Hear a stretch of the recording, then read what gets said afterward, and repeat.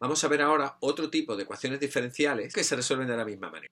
Aquí tenemos una sola ecuación diferencial y se llama de orden 2 porque digamos que el máximo orden de derivada que aparece es la derivada segunda, como tenemos. Si el máximo orden de derivada que apareciese fuese la tercera, pues sería una ecuación diferencial de orden 3. Esta ecuación diferencial, que solamente tiene una incógnita, que es la x es una función de R a R, este tipo de ecuaciones diferenciales de orden n, lineales y homogéneas, se resuelven como las anteriores, transformándolas en un sistema de ecuaciones diferenciales lineales. En el caso de que la ecuación sea de orden 2, pues la vamos a transformar en un sistema de ecuaciones diferenciales lineales con dos incógnitas, x1 de t y x2 de t. ¿Cómo vamos a tener este sistema de ecuaciones diferenciales? Haciendo un cambio de variable. Vamos a cambiar el nombre de las variables y además ese cambio que vamos a hacer va a ser siempre el mismo. Siempre que tengamos ecuaciones diferenciales lineales de orden 2, el cambio de variable es el mismo. Si tuviéramos de orden 3 sería un cambio similar, pero no vamos a entrar en esos detalles. Entonces, para ecuaciones diferenciales de orden 2, el cambio es el siguiente. A la x, a la función x de t, le llamamos x1 de t. A x' le llamamos x2 de t. Y x segunda no le llamamos x3 de t, porque hemos dicho que es una ecuación diferencial de orden 2 y que por tanto solamente podemos tener dos incógnitas. Y ya las tenemos, x1 de t y x2 de t. Entonces, para definir quién es la derivada segunda que nos hace falta para sustituir aquí, simplemente observamos lo que hemos hecho anteriormente. La derivada segunda de x, que es lo que tenemos aquí, es la derivada de la derivada primera, pero es que la derivada primera de x, x' de t, ya la tenemos aquí que le hemos llamado x2 de t. Si x' de t es x2 de t, x segunda de t sería x2' de t. Ese es el cambio que hacemos aquí. X segunda de t igual a x2' de t.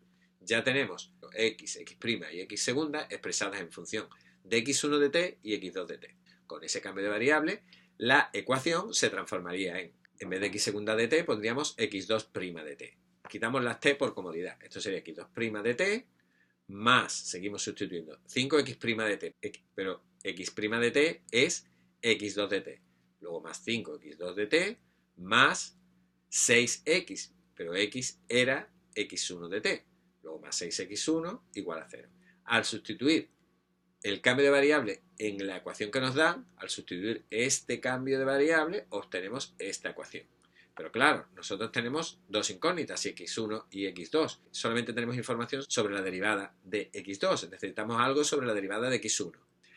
De nuevo, la información sobre la derivada de x1 la obtenemos del cambio de variable que hemos hecho. Si x es x1, la derivada de x1 es x'. Y eso es lo que pone aquí. Ahora simplemente despejamos y ordenamos esto.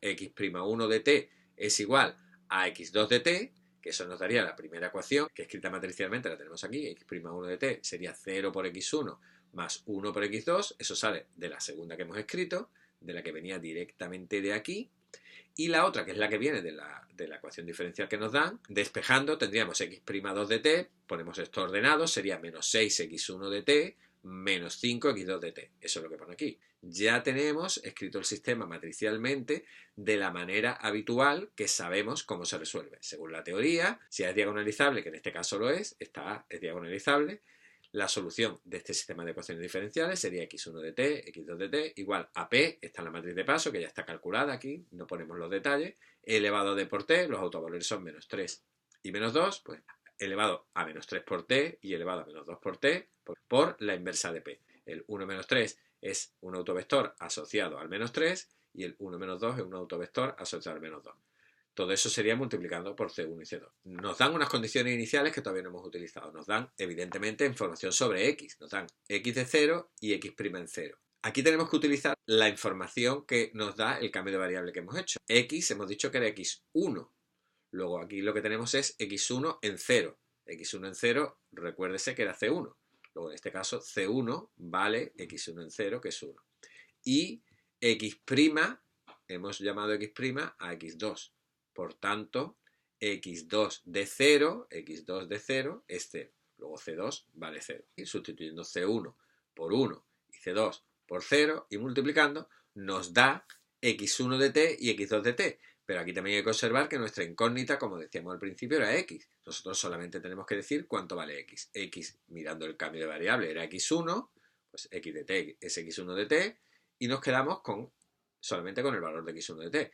El valor de x2 de t, según el cambio de variable, x2 es la derivada de x. La derivada de x no nos hace falta porque ya tenemos quién es x. Ya hemos dado la solución, ahora tendríamos que comprobar que esta x que damos aquí, esta función, cumple la ecuación diferencial, es decir, su segunda derivada más 5 veces su primera derivada más 6 veces la función es igual a 0, y cumple las condiciones iniciales. Al sustituir la t por 0, x de 0 vale 1, que es muy fácil de comprobar porque queda menos 2 más 3, queda 1, y la derivada de esta función, que habría que hacerla, en el 0 da 0. Para terminar, vamos a poner un ejemplo de una matriz que es diagonalizable, pero sus autovalores no son reales, sino son complejos. Tendríamos este sistema de ecuaciones diferenciales, que se expresa matricialmente así, donde A es la matriz de los coeficientes, que es esta, y al diagonalizarla resulta que los autovalores nos dan números complejos, simplemente porque el polinomio característico, que es de segundo grado, tiene soluciones complejas. En este caso los autovalores son 1 menos i y 1 más i, que ya los tenemos en la exponencial. Y los autovectores, los asociados al 1 menos i, la base de autovectores nos da